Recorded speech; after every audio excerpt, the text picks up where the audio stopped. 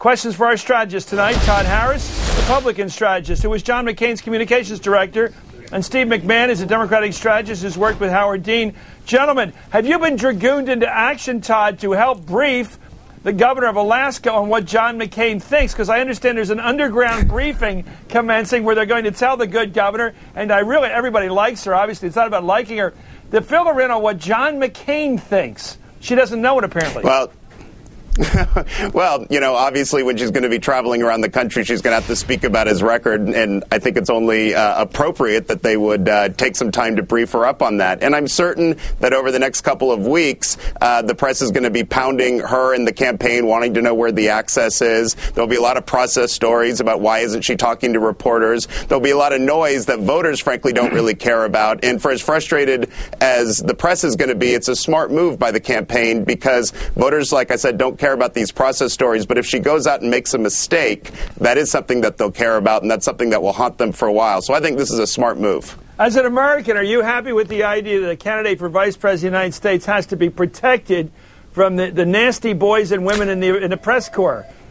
Are you happy with the idea that somebody has to be in a cocoon on their way to the presidency or the vice presidency? You happy with that? Look, this is a woman who can wrestle a moose and has taken on the big oil companies in Alaska. I don't think she's afraid of any reporters. Todd. Okay, go ahead. Take over, Steve. Listen, Todd, I know that you were out late last night, and you may not be thinking clearly, but it's not a process story. It's not a process story if Sarah Palin can't answer questions about the issues that she might face as vice president or, heaven forbid, as president.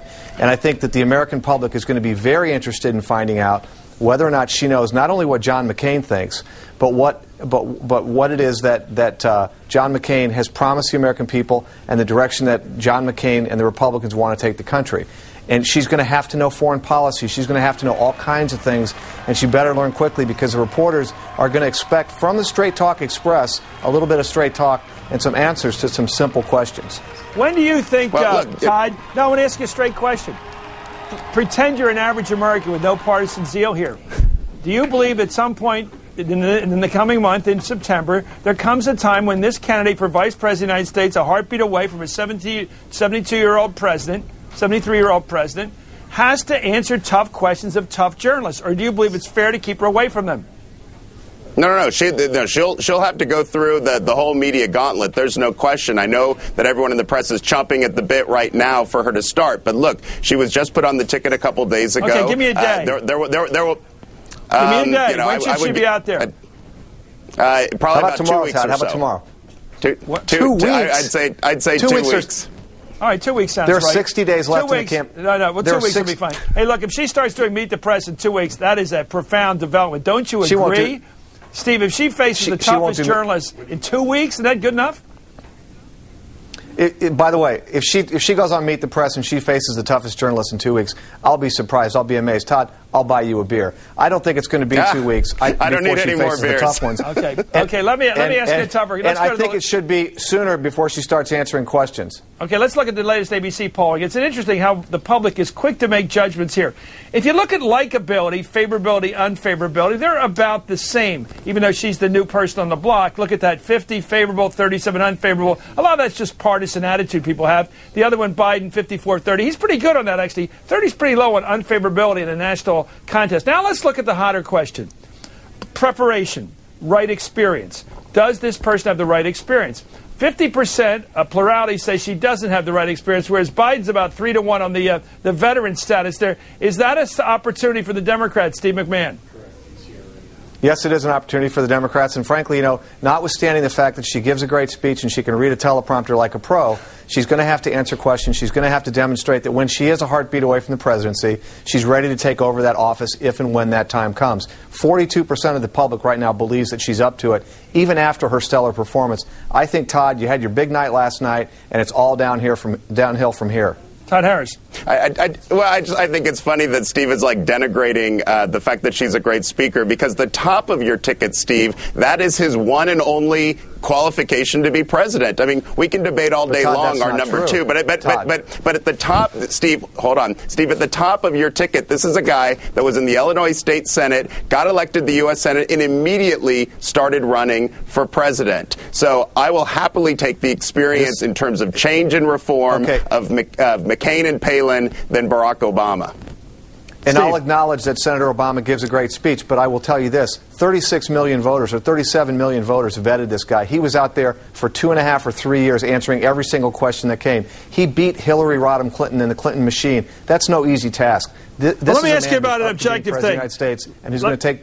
Go ahead. Let me go to something objective, a hard fact. Churchill used to say that if you don't look at the facts, they'll look at you. One of the facts looking at us this morning now is the new unemployment rate. It has spiked to 6.1%, the highest in 5 years.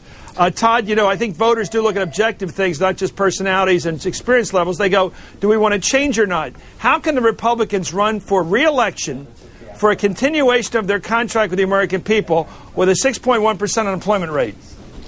Yeah, well, this is exactly why you saw John McCain take the Republican Party to the woodshed last night. He understands that the Republican Party, as it's currently constituted in Washington, has not been meeting because of some of these scandals, because of runaway spending, has not been meeting and addressing some of the problems of everyday working Americans. Well, then why reward them? Why reward a party that has failed then? I don't get it.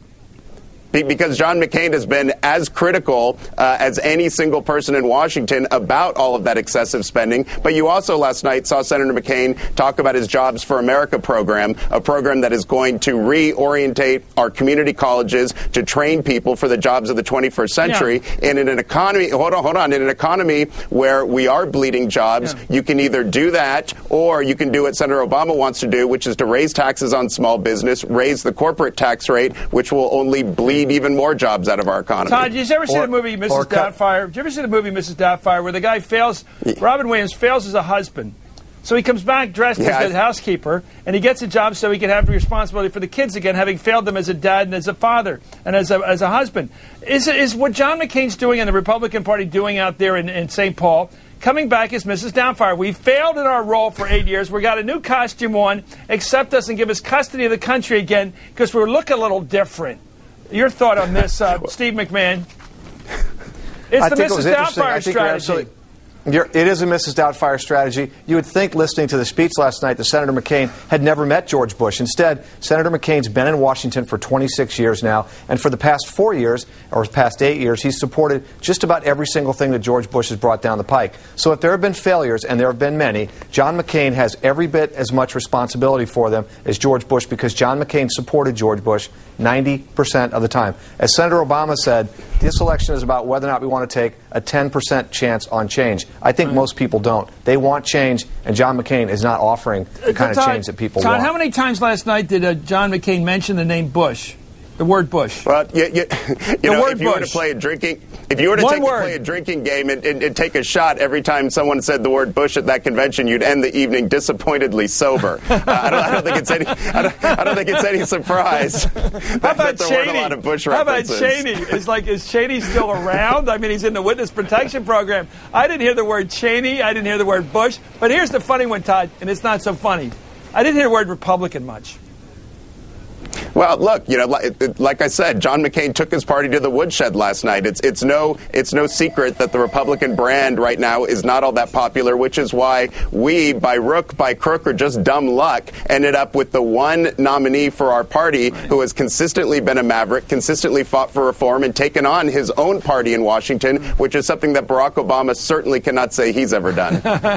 Steve and Todd, thanks. Steve, they need you. Though. They need you, Todd. They need you, Todd Harris. You got to get out of this commentary job. You got to get back over to the workbench over there.